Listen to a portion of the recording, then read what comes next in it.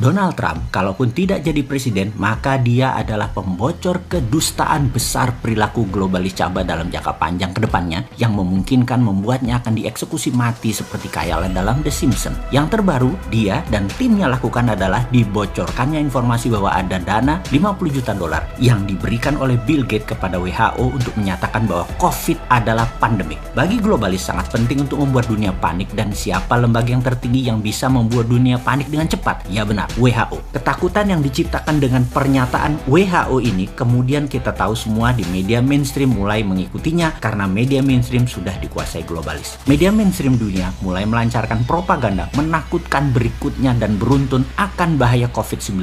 Mundurnya Amerika sebagai negara donor di banyak multinational organization seperti PBB, WHO membuat organisasi yang telah dikuasai globalis ini menjadi mandul. Namun untungnya ada salah satu globalis yang mau jadi dewa, yaitu Bill Gates, yang dimana setiap 10 dolar anggaran yang dibutuhkan oleh WHO, Bill Gates memberikan 1 dolar donasinya. Karena itu Bill Gates bisa mengendalikan. Sekali lagi, banyak organisasi besar di dunia yang dikendalikan oleh globalis, termasuk oleh Bill Gates. Globalis memang anti negara, anti nasionalis. Kendalinya ada di PBB, WHO, dan sejenisnya. Karena itu, Trump yang agak koslet otaknya menyatakan Amerika keluar dari lembaga multinasional karena tidak bisa dikendalikannya lagi organisasi dunia tadi. Semua globalis yang kendalikan sudah tidak mewakili umat manusia. Dalam 20 langkah globalis mengendalikan dunia kali ini yang terdapat dalam informasi Bosman sebelumnya, dikatakan bahwa nomor 2 ada poin dalam tanda petik melepas virus yang sedikit mematikan dibandingkan flu. Dengan kekuatan berita WHO ini membuat percepatan efek menakutkannya atau terorisme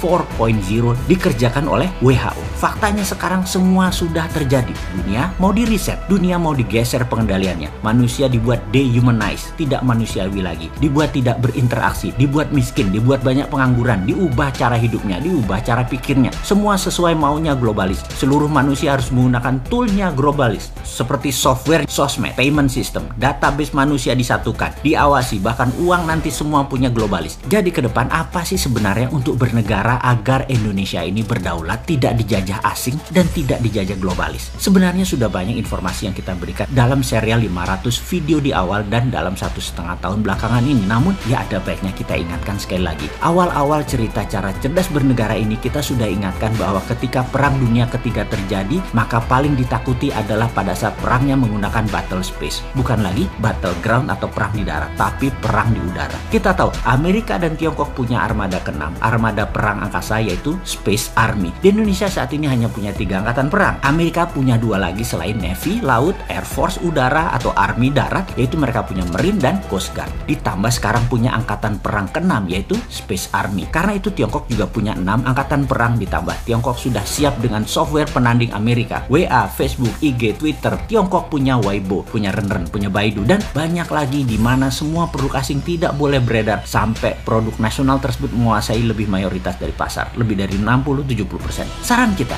Indonesia harus membantu produk anak bangsa untuk berdaulat ini kalau mengerti cara bernegara dan pejabatnya ingin Indonesia berdaulat, bukan hanya memanfaatkan peluang oportunis yang pragmatis ikut-ikutan arus negara lain. Kita harus punya Google-nya Indonesia, WA-nya Indonesia, seperti Turki saat ini yang lakukan, seperti Elon Musk dengan kampanye anti Facebook, anti WA yang menjual data. Karena apa-apa yang gratis, Anda adalah produknya. Capek nggak Anda jadi produk? Makanya jangan pakai produk yang menjual data. Elon Musk menyarankan pindah ke Signal, namun Erdogan menyarankan pakai produk dalam negeri Turki. Ini keren. Lalu Erdogan memerintahkan rakyatnya memakai BIP.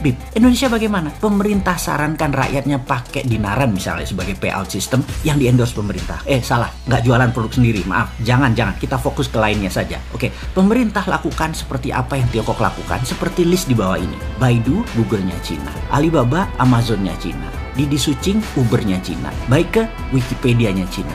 Niche, Instagram-nya Cina. Weibo, Twitter-nya Cina. Renren, FB-nya Cina. WeChat, WA-nya Cina. Youku, YouTube-nya Cina. QQ adalah Gmail-nya Cina. Sahabat muda, melihat hal ini ke depan, mari kita bangun platform digital itu semua, dan kali ini kita meminta pemerintah ikut turun tangan. Tiru apa yang Tiongkok lakukan untuk negaranya, yaitu protek kepentingan nasional. Setelah kita membangun ratusan platform tadi, maka pemerintah dengan gagah berani harus melakukan apa yang sebuah negara revolusioner berani lakukan. Seperti Tiongkok, seperti Turki. Uber tidak boleh masuk Cina sampai Didi Sucing menguasai lebih dari 70% pasar. Alibaba menguasai lebih dari 70% pasar. Baru Amazon boleh masuk. WeChat menguasai mungkin lebih dari 60%. WA baru boleh masuk. Weibo menguasai 60%. Baru Twitter boleh masuk. Itu nasionalis namanya. Pejabat kalau berani begini, itu baru namanya patriotis. Walaupun nantinya perusahaan tadi walaupun mayoritas, pemerintah Tiongkok masuk ke dalamnya, tapi tidak apa-apa. Mereka tetap nasionalis. Dan kalian sahabat muda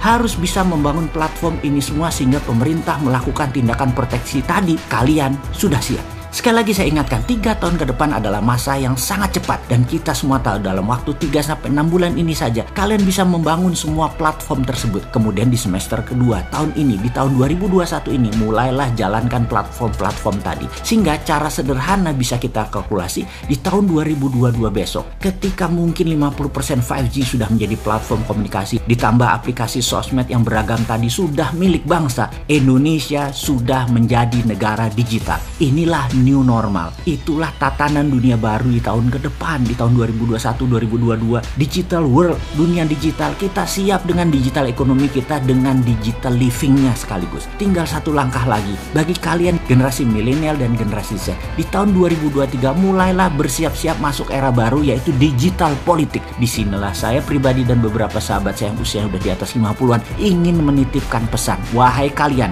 ambil alih dengan elegan semua hal digital mulai saat ini hingga seterusnya. Pastikan pemimpin bangsa ini ke depan usianya muda, dan di tahun 2024 nanti adalah mereka yang new mind, yang mendukung kedaulatan digital nasional.